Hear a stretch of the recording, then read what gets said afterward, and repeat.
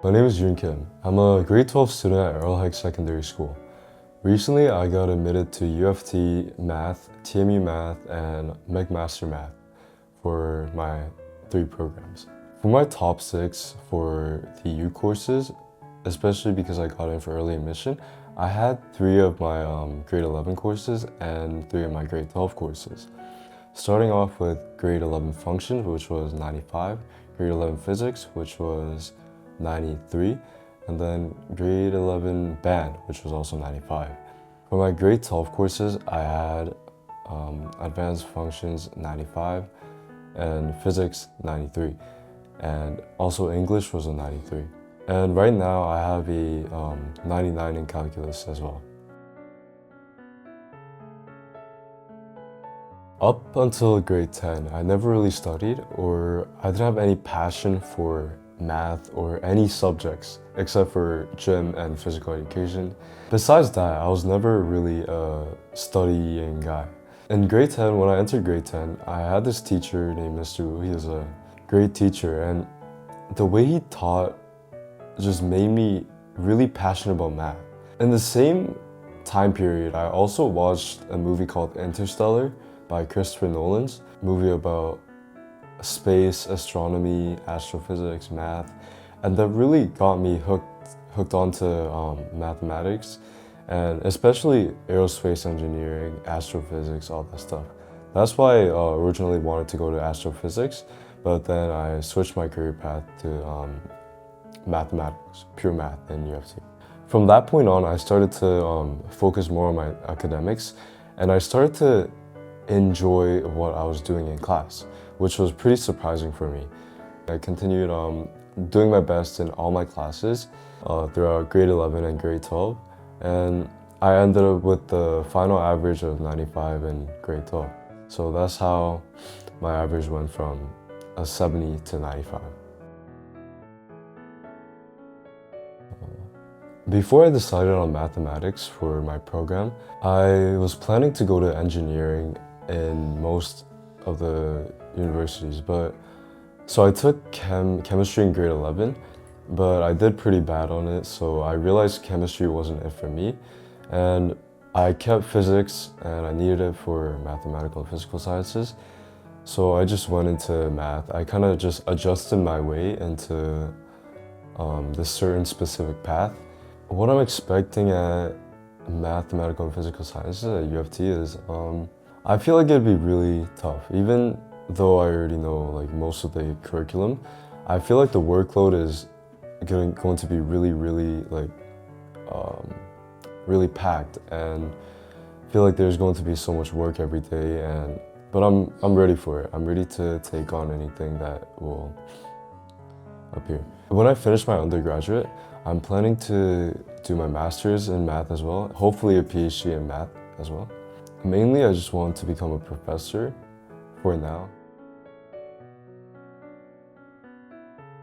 So a lot of people think that in order to get a high grade, you just need to study a lot and just stay at the library 24/7. But normally that's not the whole story. You also need to be really passionate about what you're doing, and you need to be really motivated and disciplined. If you're not motivated, or if you don't have like the willpower to study or anything, and if you don't even like the subject, then I feel like you definitely do worse than people who like the subject. For example, like for me personally, I really love math, and that's why I was so passionate about it. That's why I've been studying calculus for over 2 years, and I don't just do it because I have to. I do it as a hobby, kind of, in a way. It's therapeutic for me, it's pretty fun for me, and it's very enjoyable. In grade 12, you'll want to do something. You'll want to take courses that you actually want to take, instead of taking something because it's just easy, it's just a grade booster or whatever. I feel like you really need to take courses that you actually have they're actually passionate in. I warn a lot of people about this and always say that math is nothing about memorization. It's all concepts that you need to understand fully and you need to apply to a certain situation. So it's not like biology or chemistry where you just need to memorize things and basically no little to no applications of like mathematical equations and stuff. But math, you really need to understand what you're doing. So I always ask myself, when I see an equation, I don't just use it and apply it in some context. I try to understand what's underneath that and what's always behind the equation and what's like why it's used like that. To sum it up, I really think that math is a conceptual thing and not a memorization subject. So a tip to study math is always do a lot of practice problems and make sure you understand every concept fully before you do any practice problems or go on to like memorizing formulas and stuff. Because if you only memorize things in math, then you're not going to know how to apply them in real life. And you're not going to know how to apply them in like a difficult situation where you have to really think about stuff. So Earl Hague is a very diverse school. There's a lot of ethnicities, and but it's not all separated. It's like a big community that everyone's like kind of connected in, right? And it's not competitive at all. Everyone's like doing their own thing. Nobody cares what you're doing. Like they're just always doing their own stuff and thinking about their own thing.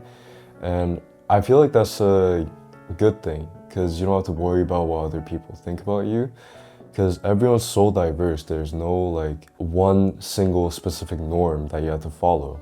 So I feel like that's a good advantage of Earl Hague. So personally, I think AI is a great tool if used properly. It's great for understanding something if you didn't quite get something in class.